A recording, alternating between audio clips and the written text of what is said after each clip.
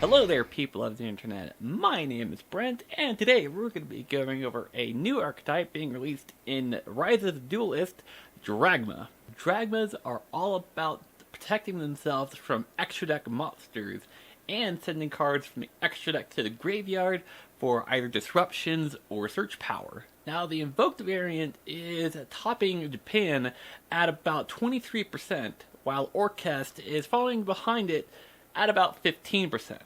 I built this deck myself, and after much difficulty of trying to figure out what it wants to do, I think I put together a pretty competent deck.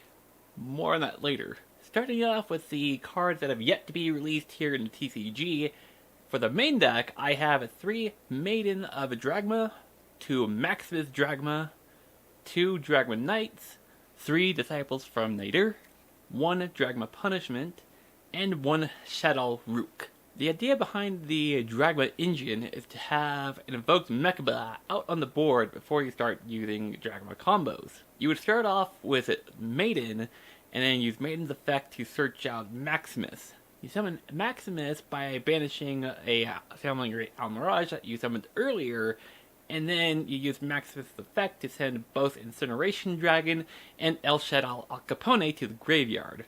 Then you use Al Capone's effect to add in Shadow Rook to fusion summon on your opponent's turn and send something of that same attribute to the graveyard.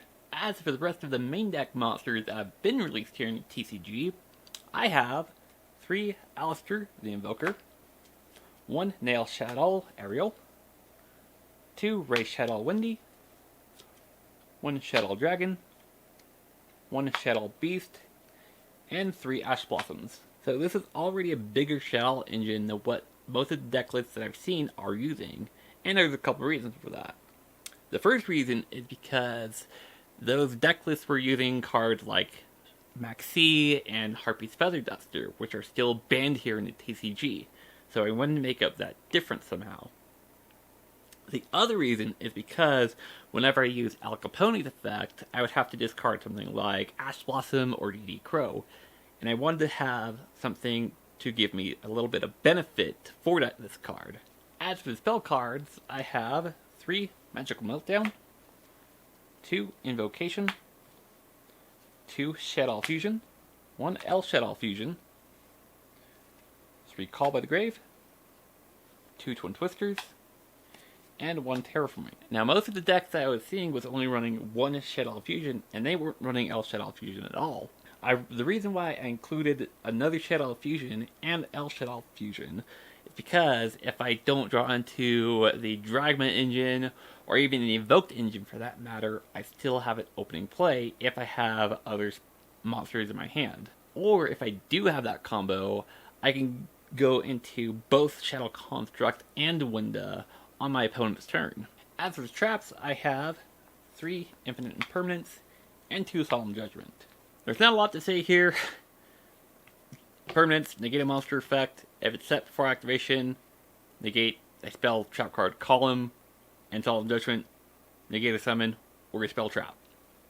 As for the extra deck that has not been released here in the US, I have 2 Incineration Dragons and 1 Invoked Oigoides.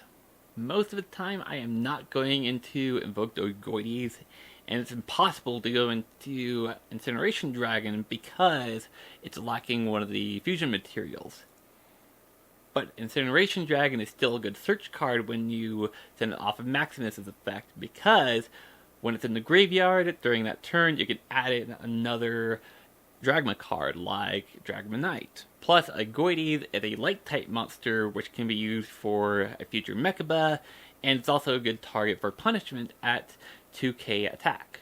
Though I'm not entirely sure how I feel about 2 Incineration Dragons and running Invoked Oigoides in general, I might want to run something like IP Magic Arena so I can link summon during my opponent's turn into an Appaloosa.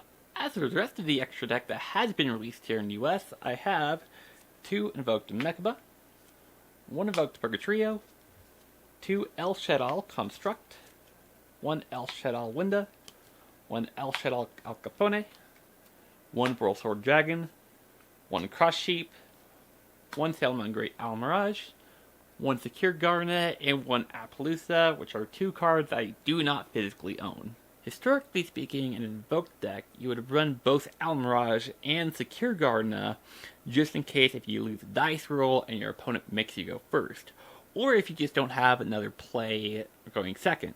However, this is a deck that's designed to go first, and Almirage and Secure Gardener are mandatory for these plays, since you're going to be banishing Secure Gardener for Mechaba, and you're going to be banishing Almirage for Maximus. But if your opponent makes you go second, this deck can still perform really well. If you've been following my deck list for any amount of time, then you would kind of know that my side deck looks generally the same no matter what deck we're playing. But, just for reference, we have 3 Evenly Matched, 3 Lightning Storm, 3 Dark Ruler No More, 3 Super Polys, and the targets for those Super Polys are going to be Starving Venom, Fusion Dragon, Duplexer Chimera, and Mud Dragon of the Swamp. So about the trouble I was having with building this deck. Back when I first heard about this idea, my approach to it was put all the Dragma cards into the deck and just kind of slap in Invoked on top of it. And as a result, the deck wasn't doing well. So I asked my friends if they knew the way, and they showed me the way. And now I'm absolutely in love with this deck. Thank you all so much for watching. If you want to stay up to date with all my doings here on this channel, hit that subscribe button. If you want to see more of my shenanigans, go stalk me on social media. My name is Brent. I am Maxed Out Weird. I'll see y'all next time. Peace.